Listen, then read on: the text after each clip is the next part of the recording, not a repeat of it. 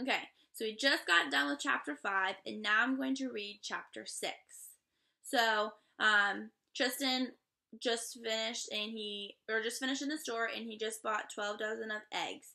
So let's predict, what do we think is going to happen next? I have an idea, but I'm not going to say. I'm going to see if you guys, see if your prediction is right. Rain was hammering the windows of the general store, but I didn't think I should wait till it stopped. I'd be gone a pretty long time already, and there was a good chance my parents were up now, calling the local sheriff or ranger, or whoever it is you call out when kids go missing. So I put the eggs under my sweatshirt, tucked the sweatshirt into my jeans, and ran into the rain. Just as I reached the traffic light, lightning split the sky. Crack! I jumped, then swerved. I managed to keep the bike under me, but I was still wobbling when I hit the hill on the edge of town. In seconds, I was flying, blind. The faster I went, the harder the rain came at me, and the less I could see. I tried to slow down, but the brakes weren't holding because all of the water. Suddenly, the bike stopped, and what I mean is, only the bike stopped. Me and the eggs, we kept going. We flew right over the handlebars and landed with a splat. The sound of some number of eggs being crushed under me as I fell into freezing cold water. Somehow, since I'd ridden into town, a pond so big it deserved its own name had formed at the bottom of the hill. Lucky for me, too, because landing in the water was way better than landing on the concrete would have been. I wasn't even hurt, just wet and cold. When I stood up, I couldn't believe how high the water was. Up past my knees. My bike was gone. Just then a horn honked and a white truck pulled up next to me. The windows rolled down. "Need a ride?" said the driver, a man with a tangled mop of brown hair and a beard that had taken over most of his face. No thanks," I said. "I'm okay. My parents are just behind me. They'll be here in a second." According to my mother, only kidnappers pull over their cars and offer kids rides. The kidnapper laughed. Okay, kid, but I just came from behind and there's nobody back there." My face went hot, which was kind of amazing since I started to shiver. "Look, it's no skin off my back if you want to drown in a flash flood. I was just trying to help," the man said, rolling up his window. Did kidnappers give up this easily? It seemed unlikely. "Hey, wait, what did you say this is?" "A flash flood. It's rained so much, so fast, the ground can't absorb it anymore. I was on a bike. It's here somewhere. I waited back and forth to see where it was at."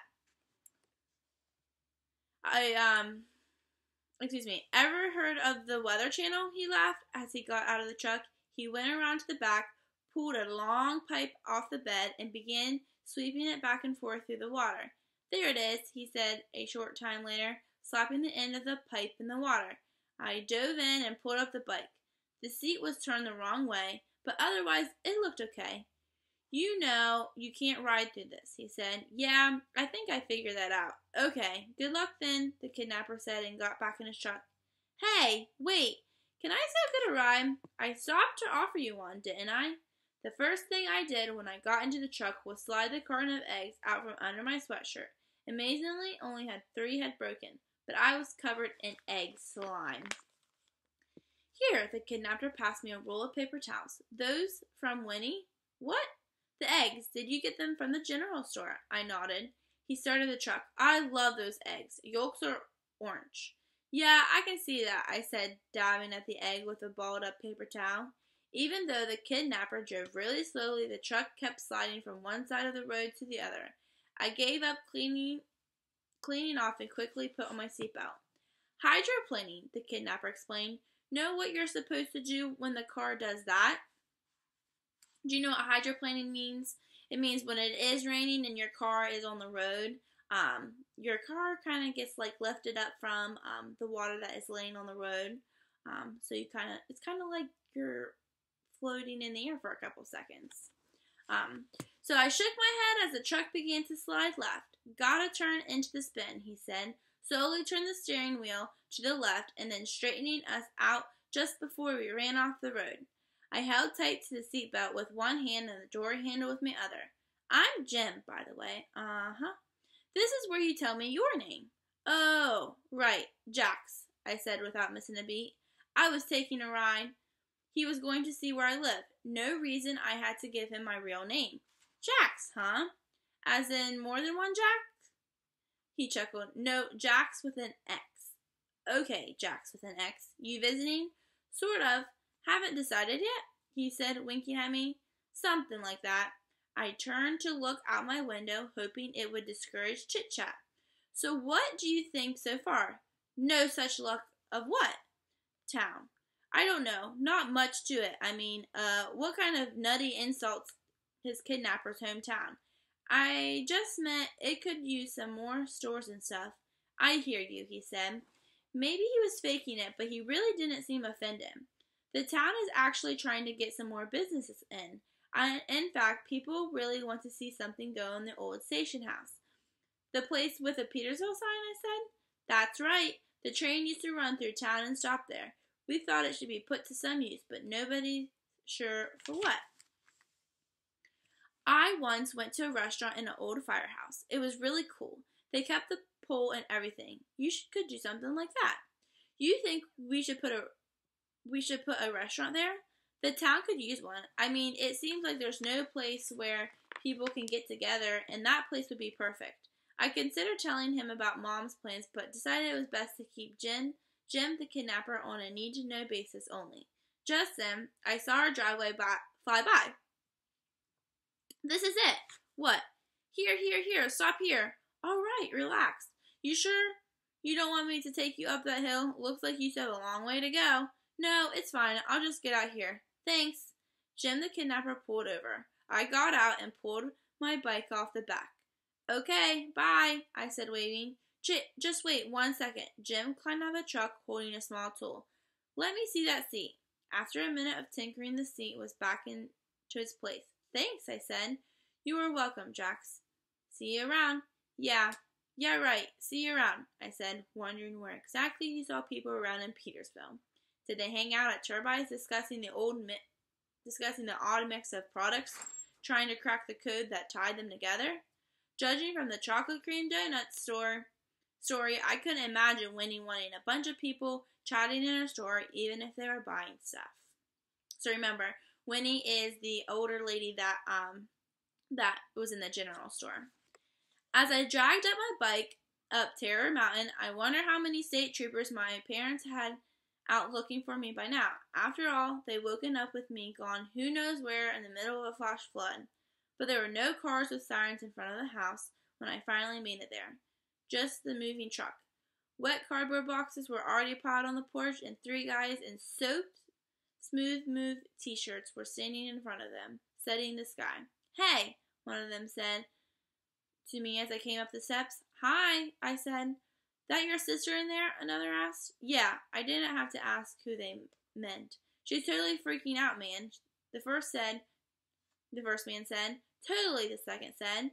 She yelled, and then she cried, and then she yelled some more, the third said. Yeah, she does that, I said. It's crazy, the first said. Totally, the second said again, and kind of scary, the third said with a shiver. Yep, I said. Not only had my parents been worried about me, they hadn't even noticed I was gone, and now that I was back, they barely seemed to notice that either. Does Tris know? Janine shrieked when I came through the door. Know what? I said. Go on, tell him, she said. Right before we left the city, I got a call from the principal of Wayden Elementary. He seemed so nice, really bright, Mom said. Get to the point, Janine snapped. Janine, my father warned. Janine's upset because Mr. Critcher doesn't want you two to start till second semester. He thinks it will make for another smoother transition, my mother explained. Do you even know how long that is? January. It's November. What are we going to do all that time? Janine said. I have to admit, I was with Janine on this one. What would we all do that time? What would we do all that time? I was all for an extra long winter break, but given what I just seen of town, there was a good chance I'd die of boredom. I don't know, Mom said. Start a project or something. Perfect. I love that idea, Dad said. I'm making it official. Both of you will come up with a project, something all on your own, that you can work on before school starts. This was so much worse than dying of boredom. A project isn't school. How can we not go to school for 2 whole months? Janine sobbed. Please calm down, Mom begged, pressing her fingers to the sides of her forehead. And don't exaggerate. It's less than 2 months, Dad said. Isn't this illegal? Don't we have to be in school by law? What if I call the police and tell my parents are keeping me out of school against my will? Janine was pacing the kitchen now, and her voice was all crazy like we were playing her on the wrong speed. What if I call Kevin's dad and ask him if there's some kind of court case he can file? What if I write to the newspapers and news stations and... Sa Sophie, my father shouted so long. The third smooth move guy, who'd finally gotten the courage to start bringing boxes in again, ran back outside. Don't ask me what, Dad yelled. All I can tell you is that it was French. Even though he grew up in New York, he spoke French at home because my grandmother's from France. Now his French never comes out unless he's really angry or talking to my grandmother or both. Janine doesn't speak French any more than I do, but right after Dad yelled, she ran out of the room too. Dad's French usually has that effect. Not just because he almost never yells, but also because getting yelled at in a language you don't understand is especially scary. Which is strange when you think about it, because for all we know, he could be yelling. I love croissants. I need coffee, my mother said, searching through a box-labeled pantry. Who's hungry? Here, I got these. I put the eggs on the counter. Where are they from? She opened the carton. Wow, they're gorgeous. The ones that made it anyway. I went to town. The yolks are orange, I said as I headed upstairs to shower off egg, slime, and mud. Want me to make some? She called out to me. No, I called back. How could they not have even noticed I was gone? I have other stuff I brought from home. You want something else? Chocolate cream donuts, I muttered as I mopped up the stairs. What? Nothing. I'm not hungry. Alrighty, so that is the end of chapter 6. Tomorrow I am going to go ahead and probably read chapter 7 and 8. I hope you guys have a great day.